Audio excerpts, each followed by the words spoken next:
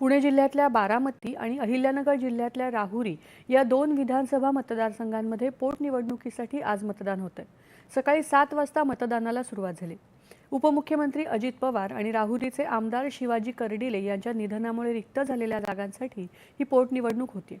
बारामतीमध्ये विद्यमान उपमुख्यमंत्री सुनेत्रा पवार आणि राहुरीमध्ये अक्षय कर्डिले हे प्रमुख उमेदवार निवडणुकीच्या रिंगणात आहेत। सुनेत्रा पवार यांनी आज सकाळीच आपला मतदानाचा हक्क बजावला।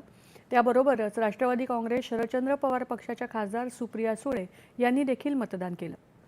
बारामती मतदारसंघात एकंदर 3,84,579 मतदार असून त्यामध्ये 1,93,771 पुरुष आणि 1,90,684 महिला मतदारांचा समावेश आहे। या मतदारांसाठी 478 मतदान केंद्राची व्यवस्था करण्यात आली आहे। बारामती विधानसभा मतदारसंघाच्या पोटनिवडणुकीच्या पार्श्वभूमीवर काल पुण्याच्या जिल्हाधिकारी कार्यालयात आढावा बैठक पार पडली।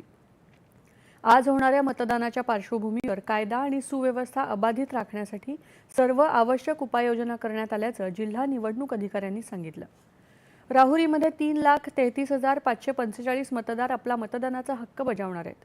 मतदारांना सुरक्षित आणि निर्भयपणे मतदान करता यावं यासाठी सर्व 374 मतदान केंद्रांवर आवश्यक सुविधा उपलब्ध करून देण्यात आल्यात। या सर्व केंद्रांवर वेबकास्टिंगद्वारे थेट लक्ष ठेवलं जाणार आहे। जर्मनीच्या दौऱ्यावर असलेले संरक्षण मंत्री राजनाथ सिंह यांनी